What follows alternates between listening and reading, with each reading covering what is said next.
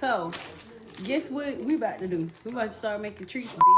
Oh. So, welcome back to the mother channel. Oh.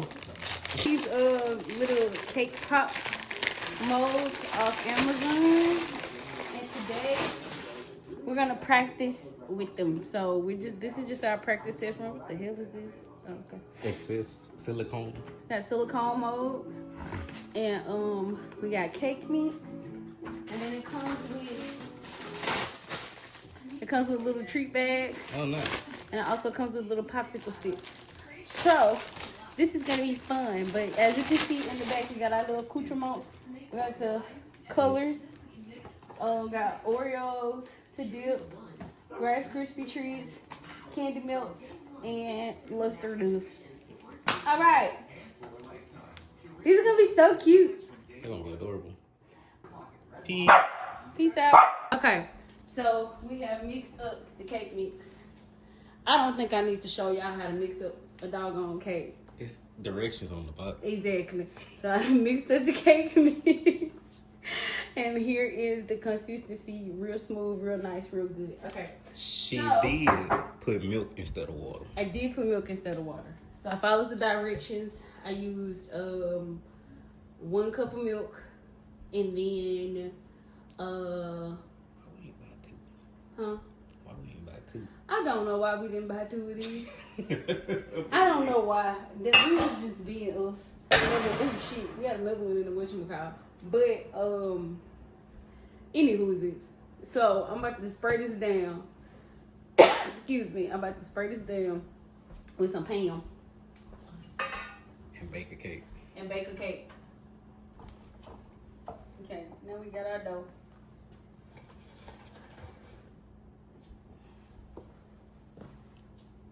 It's dough-like. Oh. Time for molds. Okay, so I don't know how much to put in here, so we just gonna wing this shit.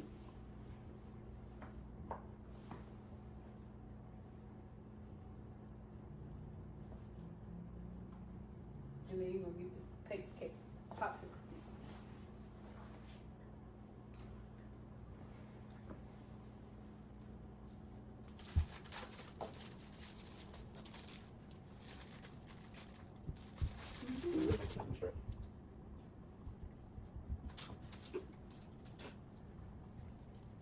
Nick, get out. There we go.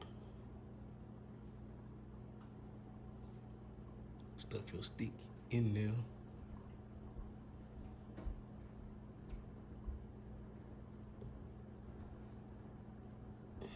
Put your cake in the mold.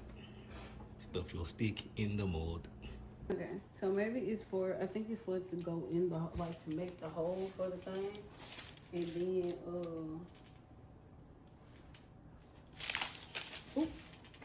and then do the put the chocolate in there and stick it back in there. Like, do it. Oh. But it was just one of them that didn't stay. I remember we should have dipped it in chocolate first. Dip the stick in chocolate and stuff it in. Yeah. I don't know. I don't know what I'm doing. Alright, so here is the batch. This is our first ever batch of treats. I think they look pretty decent. Some of them feel a little wonky, but you know, that's why we practice. Makes perfect. Exactly. Okay. Alright, we're gonna come back when they solidified. Seasons. To this point, we don't really know much. Okay, we've done all this. You've had your fun, you've had your dalliances, you've had your fleeting fancies. Settle down and cut the bullshit. I'm gonna need you to find a wife. At this point, all of the other Bridgerton boys are wed. Anthony is wed. Colin even got married before him, and he's younger than Benedict. So there's even more pressure now for him to get your shit in a row, man. A B plot of this season, gossip. She's more so someone requested to entertain the queen, and in many ways, simply be her propagandist. And again, I had a lot of questions on what they were going to do with Penelope, and they did what they could, I guess. But again, I find the whole story arc through all the seasons to be one of a fucking mess. Basically, since they showed that it's Lady Whistledown, what was at the end of first season or something? Essentially now, everyone knows who Penelope is. So instead of, I guess, beating her ass, which one you could argue would be the first impulse, they've decided to go to their second impulse, which is to get on her good side so that she can spread good words about people and families and build reputations. And so that's like an interesting differentiation to, or want to cajole into writing positive things about. I will say one thing about Penelope and by extension Colin, their chemistry is better this season, which is wild because this ain't even their season. Particularly in that carriage again, I need y'all to find solid ground. It seems like, at least in those moments, they actually like each other, and maybe it's because we can extrapolate or ignore maybe all of the other reasons why, if you're so inclined to do that. It's important to know that they have a chemistry that apparently the other family members are aware of and can observe in them about that. And I'll just spoil right now, I love Francesca. That's not a spoiler. I said I love Francesca. I think her story and her character is so endearing, and the shelf, as she so claims. Now she's kind of reveling in the idea of not having to be a part of the marriage mart as much as Violet would want her to be a part of it. Speaking of Violet, Violet again is hosting the first ball, and it is a masquerade ball. And before Benedict makes his way over, he's sure to visit one of his parties where he can remind the audience that he is indeed still bisexual, which is good, because I was afraid that they were going to be like, well, he not gay no more because he fallen in love with a woman this season. Like, he can be bisexual. And then he comes to the masquerade ball notably late. That seems to be his pattern of going about life, kind of when he chooses and when he pleases. Everyone's there getting dressed up. It is a costume party of sorts. I think notably he doesn't come dressed up. Everyone else is. Everyone's, especially Eloise. The Joan of Arc ball? He should keep it. She should wear it all the time. That should just be her thing. But I guess she can't be too all the time. But at this party, there is a mysterious unknown woman who comes in a silver bejeweled gown and white gloves. She's wearing a white silvery mask, dark hair. The mask covers most of her face, but her lips and her eyes. And we, the audience, see her as she arrives at She's reveling and enjoying the night in a way that Benedict has not seen anyone else. He asks her to dance, and she tells him that she's never learned to, which is odd because it's very customary of someone in society to have tutelage in that way. And in that moment, Benedict is all but smitten. Whoever this elusive woman in silver is, he is already. So they banter. He gives her dance lessons separate from the rest of the party. They even go so far as share a scandalous kiss. When you call Hauk, we don't just patch a problem. We track it to the source, craft a clean replacement, and make it right for the long haul. Backed by Texans. That's the Hauk promise.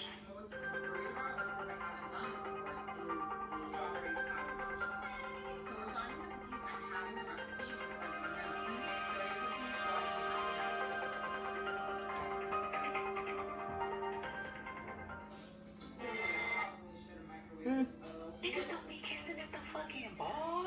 Niggas can't be alone in standing distance with someone of the opposite sex like one of these damn balls. You niggas kids?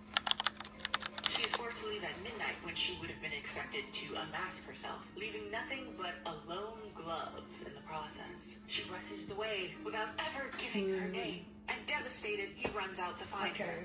But she is gone.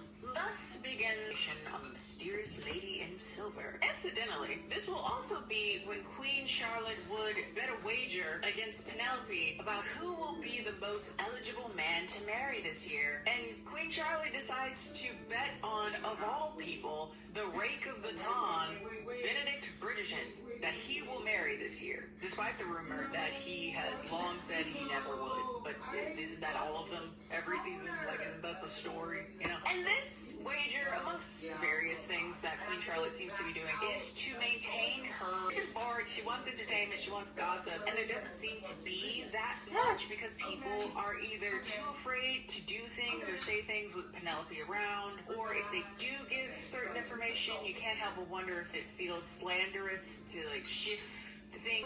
The gossip of Lady Whistledown has quite slowed down, and so one of the things that has kept her entertained part in that process, and it doesn't help that also one of the few things that keeps her together fundamentally is also about to wane, and that is Lady Downbury. Lady Downbury, who has long been to leave London.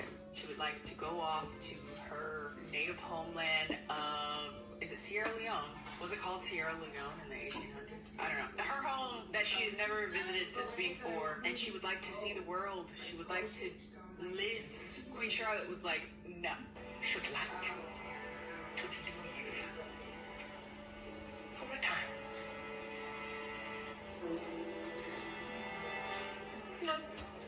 No, bitch, you can't.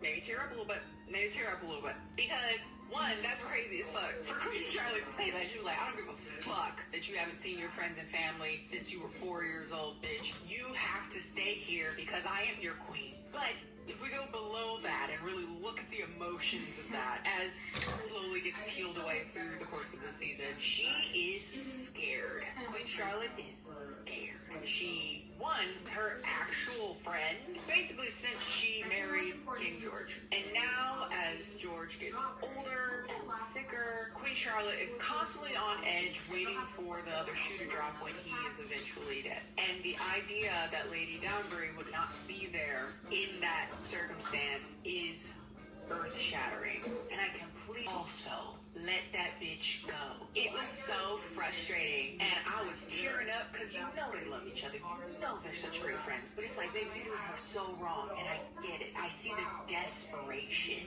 the reality that you could be, for all intents and purposes, alone when the love of your life is no longer with you, especially if that's going closer and closer to what that is. But that entire story is so fucking frustrating and bittersweet, and I cried, and it's heartbreaking, and man, that's a good, that was good, especially if you've seen Queen Charlotte.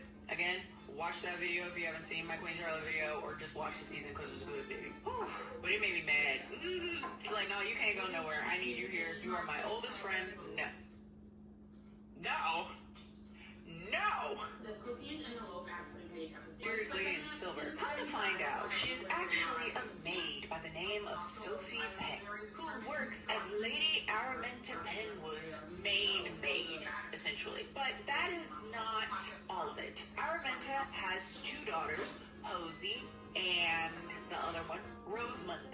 Rosamund don't matter. I fuck with Posey though. She had 2 daughters from her first marriage that were on to marry Lord Penwood, who would also pass away. And Sophie Peck is actually the illegitimate daughter of the late Lord Penwood, who was allowed to stay with Lady Penwood as a maid after his death. By the time that Lord and Lady Penwood was already born, her mother had passed away in childbirth, and her mother was also a maid. So her father... These are my practice ones. So I was practicing the loops and I was practicing the drizzles. But by the time I got to these up here, I feel like I kind of knew what I wanted to do. So I think it looks best with the zigzags like this, and then the straight across with the blue. I feel like it looks best like that. This one's pretty cute. But yeah, this is my first set of kawaii treats. This is my test run. I think we did really, really good. I tell him eat the cookie 'cause it's good for him. And when he eats the cookie, he got good